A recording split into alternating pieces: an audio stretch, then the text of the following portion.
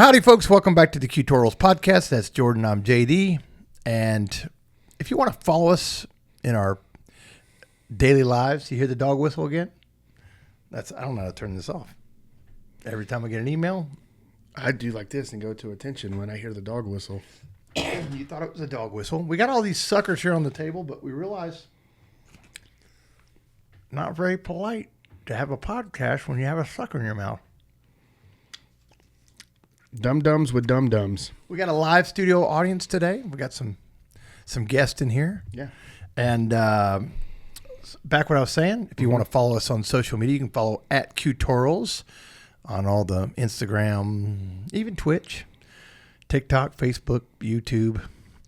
There is your Twitch person right there. That's right. Mr. This Twitch. dude. You can also follow Chef Jordan right here on Instagram at chef_Jordan_Jackson_.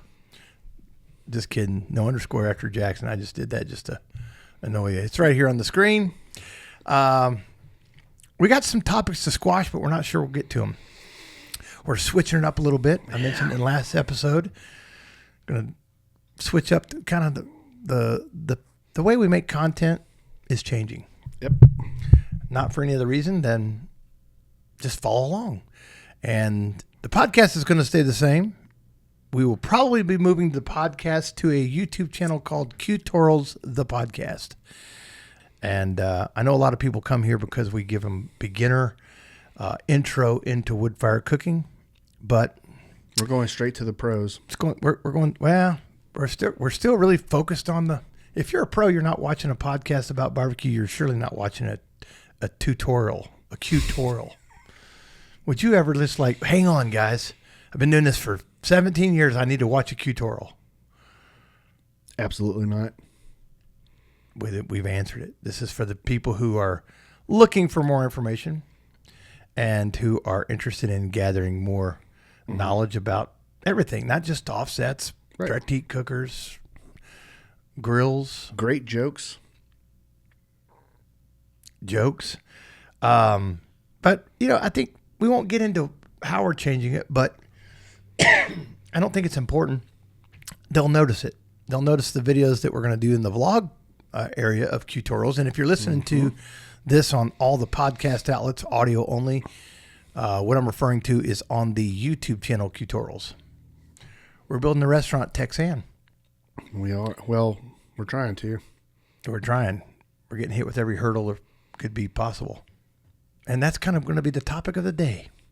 Uh-oh. I'm going to put him on. I warned him. I said, Jordan, I'm going to throw you some darts. So these squash topics were they were fake. So you could put me on the spot about some other stuff. We're building a restaurant. We got the proteins down. Most people start with that's their problem. Oh, Lord, I want to do the restaurant so bad they can feel it. But the proteins they don't have them dialed in. Right. That's not our problem. It's not. Our biggest problem is probably what can we do with those proteins to be different, interesting, and at the same time great. Mm-hmm. So I have an idea that since we have the proteins down, we got the ability to build all the tools. We're probably going to end up with a direct heat cooker, a couple 1000s, El Bandito just to have there. Who knows? We're going to have all the tools that we can do stuff with. And my question is, what do you think about moving to the back of the line of the problem and working from the breads? Meaning I love it. Tortillas, buns, biscuits, everything that would be from that perspective, and then figuring out, because we don't really, full transparency, this is what the new Tutorials content is. Right. It's a lot of, we don't have this figured out. Come along with us. It is not going to be traditional Texas barbecue. It's going to be those meats, but we're taking them in different directions where it's not, because we're in a small town. You can't just sell barbecue here and be successful. We want repeat business, so we're going to have to give more than just barbecue. So we're going to take that barbecue and we're going to turn into I don't know how many things, but we're going to make them the best we possibly can with the best ingredients, right? But it doesn't scare us. No. Because we are going to go and make food we think is cooked a little different with no compromise. We'll be the only one here using 100% wood throughout the whole cook of everything. So in about, let me see what year it was, 2005-ish, I rode the train up to St. Louis to go to my buddy's house. He lived in Lake of the Ozarks, Missouri. They came and picked me up in a snowstorm, weirdly enough, and I got off and I went to go do a tour of, I guess it was Busch Stadium at that time where the Cardinals play. Yeah. And I asked this lady that worked there, I was like, where's the best place to go get barbecue? And she looked at me in the face and said, oh, I just drive across the state line to Tennessee and eat at Chili's. I guess that's barbecue to some. Maybe that's where we should go. I don't want to get diluted here, but sorry. What we're doing is extremely different because, in Austin, Central Texas, it's very common. Right. We've mentioned a couple of times there's 2,500 barbecue joints there. Right. And they're doing it a traditional way. They are, but which is cooking with fire. There's these devices that you don't have to use. And everybody that wants to go, I want to efficiently do this. I don't want to be up all night. Right. I don't want to burn so much wood. Mm-hmm. All of those are compromises. And I am a firm believer that that's a shortcut that compromises the food quality. Right. I know that to be the fact because if you took the top 50 in Texas Monthly, every single one of them is burning wood 100%. Here's what happens in Texas. Everybody opens up a what is now traditional Texas barbecue joint, and then they're doing the same thing, competing against the same people. They're all using post oak, salt, and pepper, and they're making the exact same food.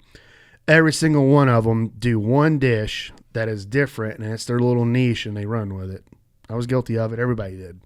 And that's what sets them apart. Like, oh, this person's a pastrami maker. This person makes this certain taco. This person does this. And that's how they kind of get a little bit of, people knowing who they are and traction. And then they kind of start messing with sides and stuff and messing with different proteins as an ingredient.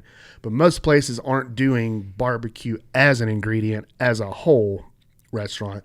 They're using barbecue traditional with an item or three that have the barbecue as an ingredient. So there already is a lot of that being done there, but not on the whole scale of the restaurants based on that, if that makes sense. Yeah, it does. And I think that's my new slogan is barbecue 3.0. Okay. And I think Explain that. I think that's where barbecue, and I'm not saying barbecue is boring. Mm-hmm. It is when you're around it all the time. When you're in Central Texas and you've been doing this for 15 years, it gets a little stale. Yes, anything does. And I like the idea of what can barbecue improve. Is it going to improve cream corn? No. I mean, I don't know. Maybe we could go down that rabbit hole. Right. Does it improve some other foods? Yes. I think what you can do with it is plug and play. Like you have this traditional item that is built this certain way, and then you take out this protein that is cooked, steamed, or however it's cooked, and you put barbecue in it. It usually knocks it up a few notches. Not everything, though. I go back to the brisket and rice. Now, that was a specific cuisine genre. Right. But, I mean, if you put brisket in an empanada, you put beef cheeks in an empanada, it improves that. Mm-hmm. If it's smoked the way we cook them, I mean, it's going to improve it. If you put it on, I'm not saying we're doing this, but if you put brisket on a pizza, pork on a pizza, it's going to, I mean, there's a lot you can do. Some people are like, matter of fact, I think we have a question in today's squash where people are always looking for something new to do. Right. You might wear out the brisket. Some people have only cooked 5 or 10 briskets. Some people may have cooked 300 or 400. Mm-hmm. I love a brisket sandwich. Right. I love a brisket burger. Right. And then let's move to the taco. Right. How do you think the Kraft hamburger came around? I'm sure people were getting sick and tired of just a traditional American hamburger. And then chefy people ground started. Beef, typically, the worst cut. And then people started using better buns, better ingredients, Papa John's.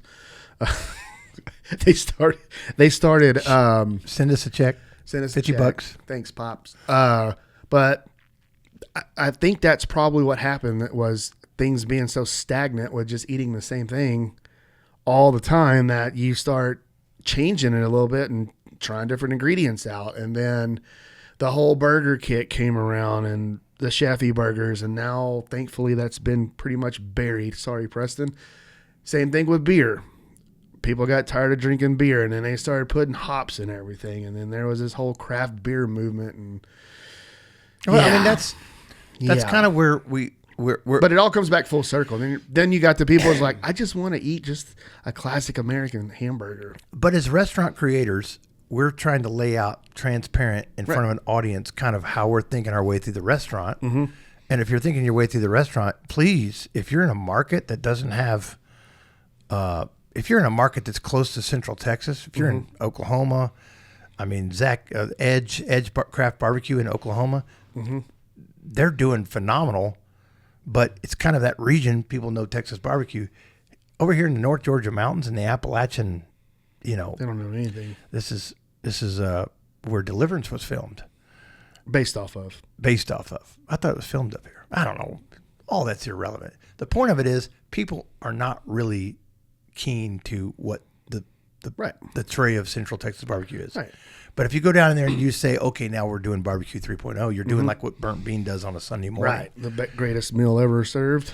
So if now you're getting creative and trying to figure out, okay, we've got this great brisket, but it doesn't have to stand alone. Even though I believe in our restaurant, we need to have a classic board. Of course. So if somebody walks in on lunch on a Wednesday and says, you know what, I want a 1/4 pound of brisket, a couple links of sausage, and a couple pork ribs. Okay. We got it. But if somebody comes in and says, take me to a place I haven't been. Right. It's a chef-driven. Take me somewhere I haven't been, but I'm familiar with. I think is where Great they want to go. It's like I've had a taco before. It's like, can you take me somewhere else with the smoked meat that people around here haven't had? I mean, in Texas, before you drink milk, you're eating that kind of food. It's a taco's a great example because in most cases, I would say I love to give percentages over 95. Let's say 98%. Right. Of the tacos come from most likely chains. There are some mom and pops. Right. But in order to get meat ready for a taco, you've got to pre-cook it. That's par cooking. Sometimes you'll cook it all the way and warm it up. I have a local joint here that it drives me nuts. I hate to say it. I'm going to say it. But they probably got 15 microwaves back there. It's so bad. So it's fully cooked, microwaved. It's not good.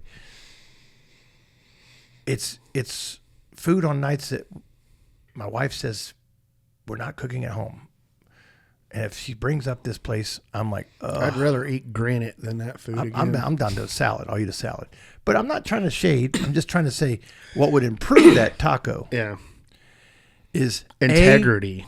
No shortcuts, no compromises. I understand sometimes speed is a part of the restaurant, but we're trying to go after it where no compromises are made. Barbecue fits in nice to that. It does. Because you're cooking overnight.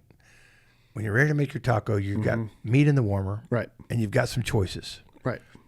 So then also, if we can get mesquite here, which we're working on, you're going to give a whole nother flavor to a region of the country who's not used to eating mesquite, and there's a whole nother wow factor.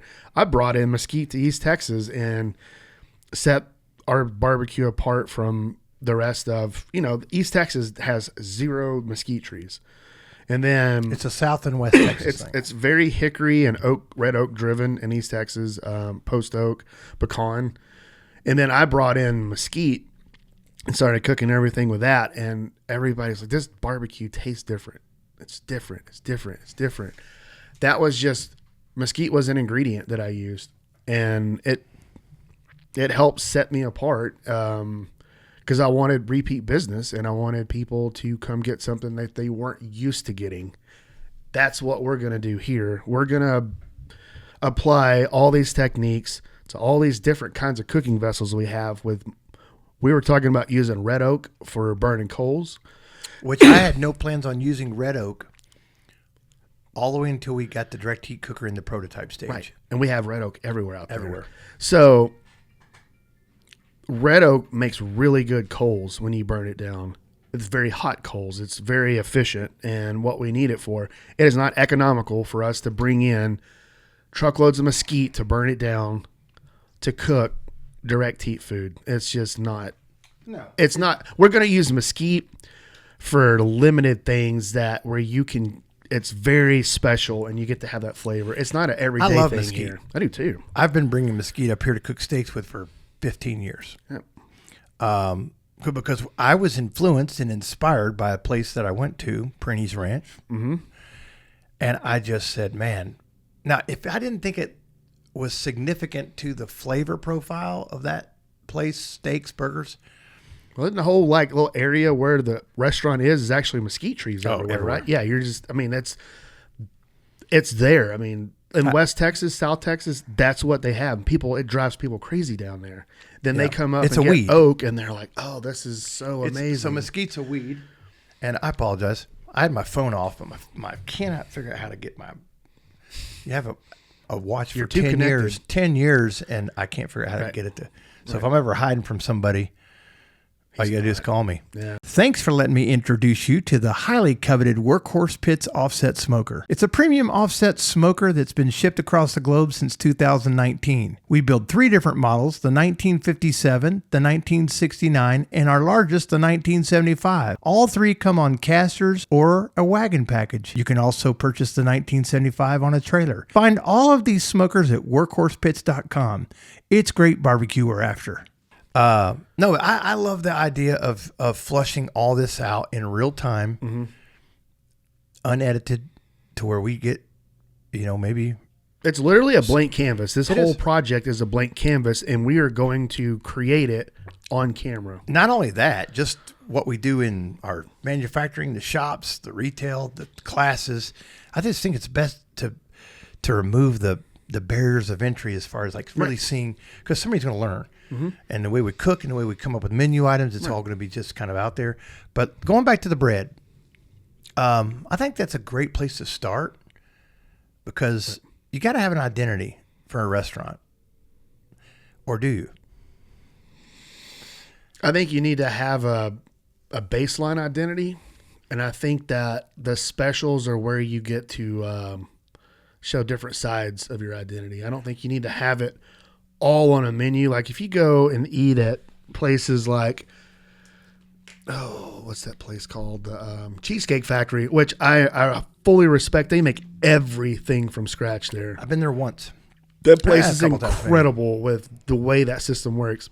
But to me personally, I don't like to eat at places with that much of a menu.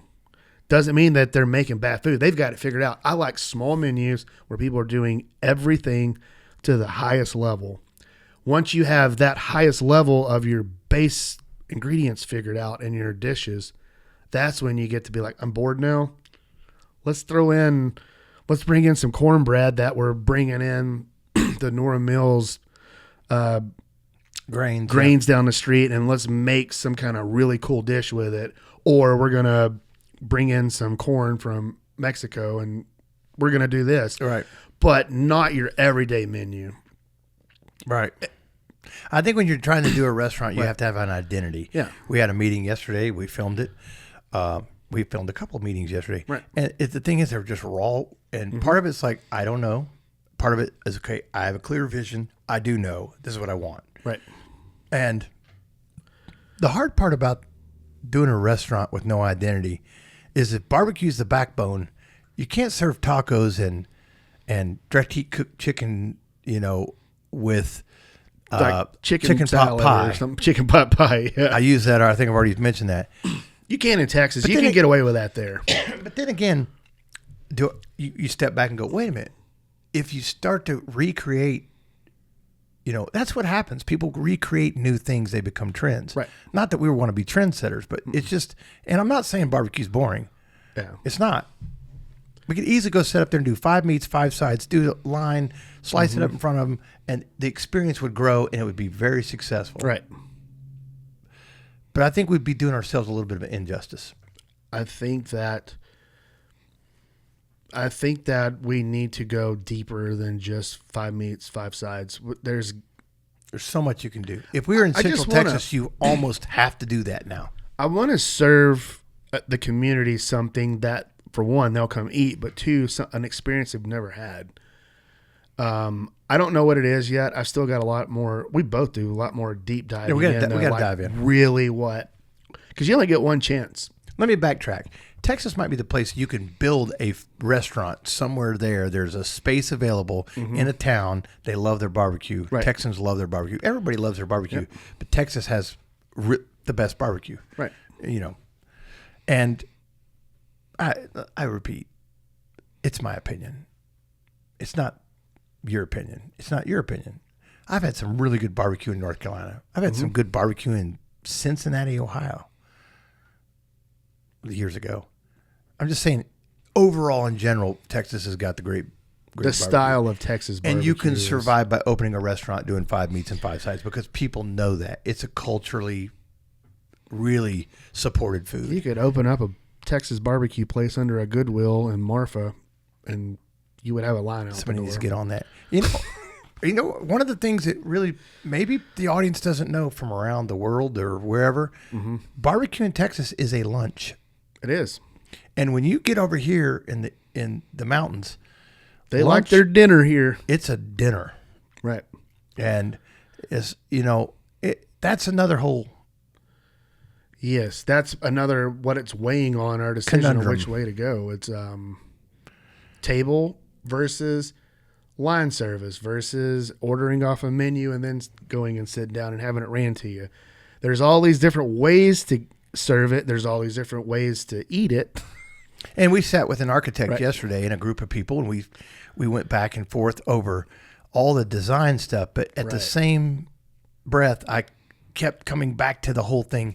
We want to offer this unbelievable wow moment experience of great food. And that's the very Right. foundation. That's the flag in the ground. Great food. No compromises. Doesn't matter what we're smoking in the Right. smokers. It's got to be great.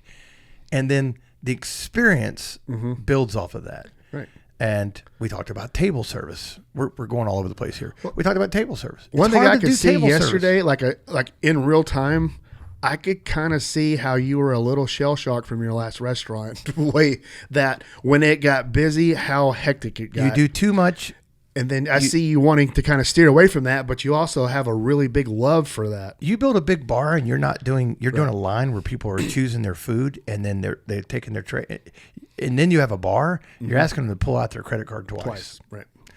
And there's just a lot to that. But then again, I said this jokingly, but the easiest way to get the experience of Central Texas barbecue or Twilight or Sam Jones, whatever, Eastern Carolina, one of those places that you're going to go up, is you go up and you're going to have somebody experienced, maybe the owner, maybe the pit masters, maybe the pit, whoever. Right.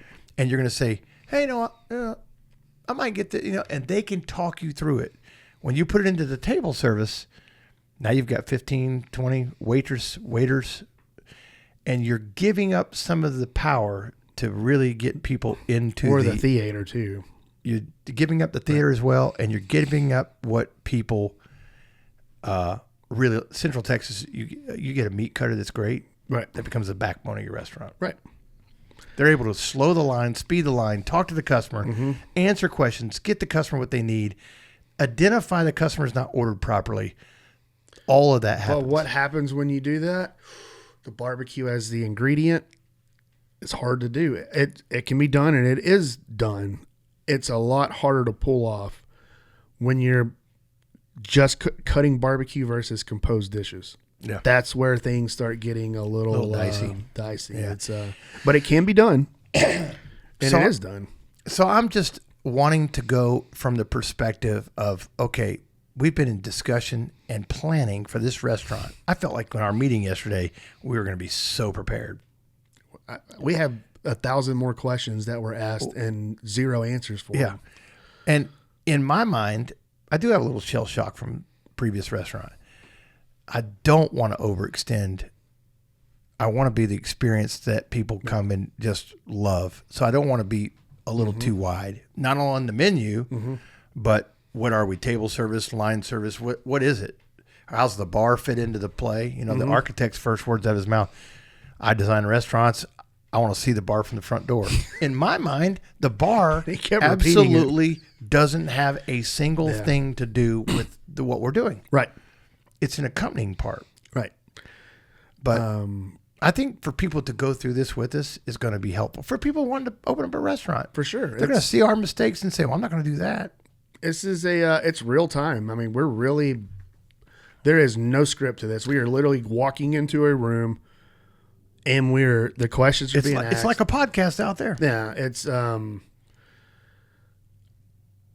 there's just times and during that whole meeting, it was a long meeting. We were going around. We showed every option that we could do with this room. So that's another part of it is the way that the Mercantile is already laid out. It was laid out to be a retail store, 5,000 square feet with a basement. Not a flowing barbecue place. Or that's another part of our conundrum, flow versus a waiting room and waiting to be seated, that kind of stuff. Then you got to have a Mercantile, a little condensed version of it. Which is plenty enough big. Absolutely. True story is when I built the space, I built it to where the ground kind of facilitated the space, and I knew it was big. In the back of my mind, I thought, well, if we don't sell this, we can squeeze it down and maybe do biscuits or something. We talked, maybe do something, brisket biscuits. You know, we could do a breakfast, something. Barbecue breakfast. We're really busy on the morning. Excuse me, on the weekend mornings. But I digress. Let's go back. I think it's important to see us, the failures, the bad ideas, the good ideas, this thing come together. Yeah. And not only that, I wish we could have done it the day we stepped on this campus and we built everything we have on this campus. I am pro wood fire cookery. I like the way that everything was that. Just think, yesterday you're like, maybe we should just make it the pizza restaurant. Oh yeah, I was grasping at straws yesterday. We changed it. We had the architect come in. We had engineers come in, and within a matter of 3 hours, we had more questions than answers for the architecture, which we've dealt with. He's designed this restaurant. I think he drew a line. He's already designed the restaurant 3 times. He designed it on Helen Highway. He designed it over here. Right there. And then he's working on this. So I don't want to feel like, okay, this guy doesn't know what he's doing. I'm willing to look in the mirror and go, yep, yeah, we've had some maneuvering. Right. And there's some cost that goes into that. Well, also, it's like you need somebody like that with his experience of what works and what doesn't according to code. That's why I brought him in. We need that. He told me, he said, "Oh, just do it as built and all that." I said, "No, you got to come in. We've got to get to the point where this works flow wise." And it's good because it wrangles us in. Like, hey, I got an idea. We could do this. You can't do that because X, Y, and Z. And like, oh, didn't look at it like that. That's why we need you. And at the end of the day, we want to have the experience great, the menu great. Right. The barbecue will be great. And if we can figure this out, right, everybody's going to get to see it. And I thought, what better place to start than the breads? Right. Biscuit, tacos, the flour tortilla, the corn tortilla, a hamburger bun. I've already mentioned how we did some hamburger buns in the past. One of the things. Whistle. Yeah, I know. It's. I can't figure this. Yeah, I can't figure this out. I'll figure it out one day. But I think we should start there, and I think we're going to take the good folks with us that want to see, and let's work on. I mean, I've got some pretty good experience with tortillas, biscuits, breads, but I'm not an expert. You're a chef. I think we just figure out where we're going to go from there. Now, while we start there, we can kind of marry in. We're going to have a brisket burger is almost necessity. Brisket, as in grinding raw brisket, right, to make a burger, not cooked brisket in a burger. There's a local place that has a brisket burger. It's a burger with a little bit of brisket on it. Yeah, that can be confusing. And sometimes people just forget that brisket is just a raw piece of meat. Yeah, and if you can mix it, you got a good mix where you got a good ratio of fat, good muscle in there. Makes a fantastic burger. It does. I know that for fact. But once again, if you're cutting food in front of folks and you have to cook a brisket burger, there is a time constraint. Ticket times. Yeah. So are we smoking the brisket burgers? French fries. French fries. Same I thing. think French fries are kind of a non-negotiable. I think that is one thing we have agreed on. Yeah. French fries will be in this restaurant. We started out with no French fries. What kind? Classic. And we decided, I think we talked about this on one of these videos we made. Right. You don't see a lot of French fries in Central Texas barbecue. You don't. They're built for speed. And I don't want to have that. And I'm not the world's greatest restaurateur, or in my mind, I don't think that. I think I'm like, okay, I'm going after it like I'm a rookie again. I just have a lot more experience in the tool bag. Well, you're a lot more precautious. And the last restaurant you went in, there's a lot of excitement because you've never done it. Too many things we were doing. We were juggling 4 chainsaws. You go in, but now that you're seasoned, you're going in it a little bit more guarded, and more, what do you call it? When you're well thought out. That whole word. Yeah. You'll think of it tonight. Yeah, I'll just wake up. JD! Meticulous. Meticulous? I don't know. Well, yeah, you are definitely more in a situation of you take your experience, marry it to where you saw failures. Mm-hmm. I saw a lot of it in the hospitality side. Right. So that's where I'm cleaning it up, and I bring you on. Mm-hmm. And just, we don't want to have a long podcast, but, it's by design.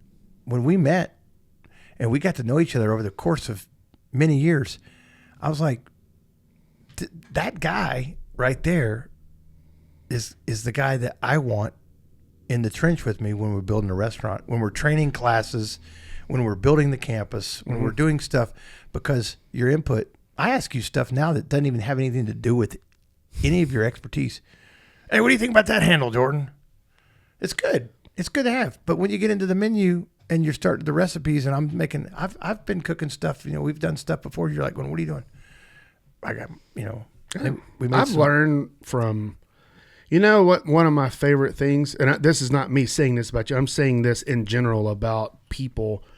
When you work with somebody, you'll hire a new person that's not really done anything, and then you're training them and they just do something a certain way, and you're like, why did you do it that way? I don't know. It just seemed normal. And you're like, still in that, I love that. Yeah. Like, I am always a student to whoever's doing anything, because you can learn something from any human when you're working with them and paying attention. Yeah. And the crazy thing is like, if we had to say we have strong skill sets in certain areas, they kind of yin and yang. Yeah, for sure. I am not a great manager. I am a horrible manager. And I've known that my whole life. I brought that up in a meeting today with our entire staff. I'm not a great manager. There's things that I'm great at, but managing is not. I just want to, figure it out. But I've had to learn how to go step by step. You for a living, you train people and manage. I train managers. You train managers, and you train people how to be successful and how to read different people, all that. It's, so bringing that into the whole fold of a restaurant, it's super helpful, because I didn't really do a great job in my first restaurant managing. Right. And we kept all the employees. Most of the employees stayed for the whole length of the time. Mm-hmm. They had to learn kind of my quirks. I had to learn I started learning that management. I did really good at Marbley. I kept almost the same staff the whole time. I mean, there was like some people who are like registered people that were, and you got people that knowing that they were there temporary. Did their own thing. Yeah. And then I've had people successful. Very successful. And I always was, it makes me excited when I learn about my friends' restaurants and stuff, when they say like, just at Stanley's in general, there's still 8 people that work there when I worked there in 2013. It's 2026 right now. Yeah. You know how amazing that is in a restaurant? Yeah, 8 people. That's a sign that the culture, the environment, it's right. It's got to be a great right. Like, and that's an extension of you're going to see. That's going to show up in the hospitality. It's going to show up in the food for sure. The consistency of the food, right? And it's all important. Like all my friends' restaurants, and they're like, this person. When you start talking about how many people have been somewhere like 5 or more years that are still working with you, down there. Yeah. Oscar, Jeff, Yeah, Jackson. we got a lot. About Ron. 80% of our staff have been there for. I mean, once they started on early. Right. They stay, and it's my job to give them a really good career. So I have to create that environment. I mean, that's a testament to something. And I'm difficult to work for. We got off totally, but I'm difficult. What do you think about that? I'm difficult to work for because I'm never content. No, and that's what makes you a successful. Our live audience are some ex-employees. Yeah, that's a true testament to your brand and keeping people. And people don't just stick around places they hate. No, some people do, but I mean, if for the majority, money's right, people will hate their job all the way to the bank. Right. I don't think that's this kind of place. I think people are very proud of their work and they love being here and they love working for you. And, you said that you didn't do good with management on the first time, but guess what? Well, I didn't know enough about the processes of the restaurant. Now I got it all down. We went through it for 3 years. So it was successful. What I want to do with this restaurant is I want it to be what it is in the imagination, which most people, when they buy a smoker, they got their imagination going, I want to make that Franklin brisket. I want to make the truth, whatever. That's what they want to do. Mm-hmm. But from that thought or fantasy to the reality, It takes some work. Well, I can promise you this, more so in barbecue than any other of the restaurant genres, more people in barbecue start out cooking and they learn as they go. The husband and wife, I was, the husband cooking and cutting meat and the wife running the books and running the front. There's so many people in barbecue that have gone that route and just figured it out as they went. Yeah. And it's a cool, it's a dream and people are living it and it's really cool. But there is no playbook. No, there isn't. And we're lucky because we have the proteins down. We have the ability to make all the tools that we need. Yeah. And we have a really nice campus here that celebrates smoked meats and wood fire cooking. It's a little bit more of being in a pressure cooker because we're going to do it on camera as it unfolds. Yeah. And we don't have the answers yet. And I love the challenge. Yeah. It's amazing. It's great. We won't call it reality TV because it's not that. It's just us trying to figure out this is the best way to communicate with people about what we're doing and how we're doing it. Right. So